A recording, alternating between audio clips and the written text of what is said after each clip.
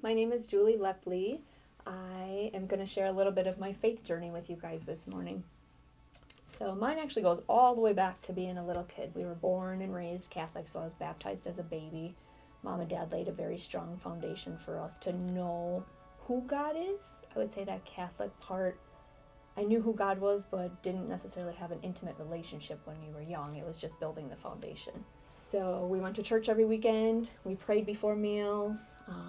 In church on Sundays, Dad would always nudge you. If your hands weren't folded toward the Lord, he'd be yelling at you or nudging you in church. Get your hands folded. It was just kind of a fun memory I remember. I don't know if the rest of my siblings remember that, but I always got nudged in church to make sure my hands were pointed up.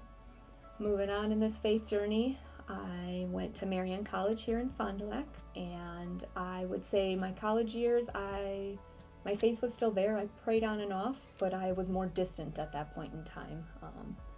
And during my college years, we went through some dark times. My dad actually took his own life when I was a junior in college. It was very hard on everyone around us. Thankfully, we had that foundation. We knew God. There was a reason way bigger than us that this all happened. And family.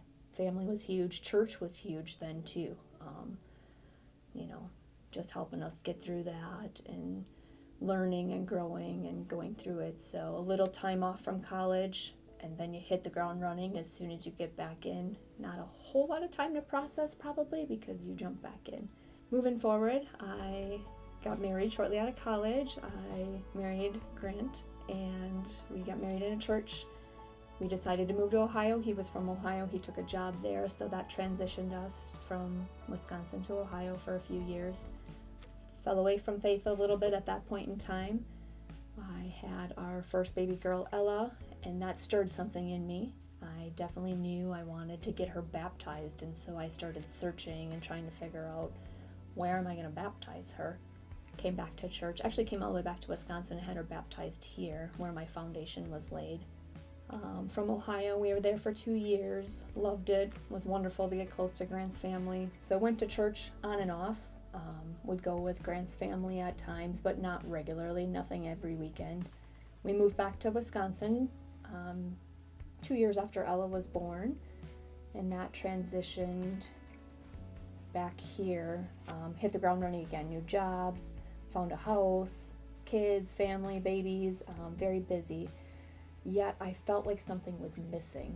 I was a little lonely, I would say, or just knew that I needed faith. I still prayed but didn't have a church home. So my brother Jimmer had started attending Centerpoint, and he said, hey, why don't you come to church with us? So I followed, and I was hooked. The first service here, I was very, very connected spiritually, just bawled during worship. For whatever reason, all the tears came on back, and I had not cried in years. It was a wonderful experience. Just felt stirred by something in me that this was right and this was going to be our home. Family followed, kids loved it. Grant comes every weekend with us. As I continued, I felt a little nudge to be baptized. Wasn't quite sure. I was baptized as a child. I didn't know why would I get baptized again. Kept getting nudged, so took the leap and got baptized a few summers ago. And that continued my faith journey, continued growing me closer and trying to follow the nudges that God was providing me.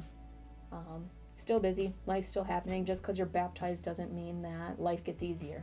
Still have struggles, but have fully transitioned and feel like I have given up my battles and my struggles to God at this point because I no longer could handle them on my own. I would say that happened maybe a few months ago, and when you fully give that up, it's very freeing. The anxiety, overwhelming, trying to control it all. Once you can cross over and give that to God, it's very freeing and it gets a little easier. So with having Jesus and trying to turn to Him, I've been on a health journey myself the last few years, so the struggles continue. I mean, nobody said life was going to be easy, right? And something that really stuck with me through the years, someone shared with me one time, if life was easy, we wouldn't need God. And life has never been easy. There's moments that are easy, but you're always going to need God. So He always kind of pulls you back, plants the seeds to pull you back closer to Him again. And I would say this health journey some insomnia, not sleeping. He's working on my relationship with him to pull me back. I don't know all the answers yet, but I'm still on that journey and just trusting in Jesus that he will lead. And so with that being said, I will continue on this journey, and will have God every day. I've transitioned some things to reading daily devotionals every morning, always listening to worship music, trying to stay rooted with him at the center of my life. That's a little bit of my faith journey.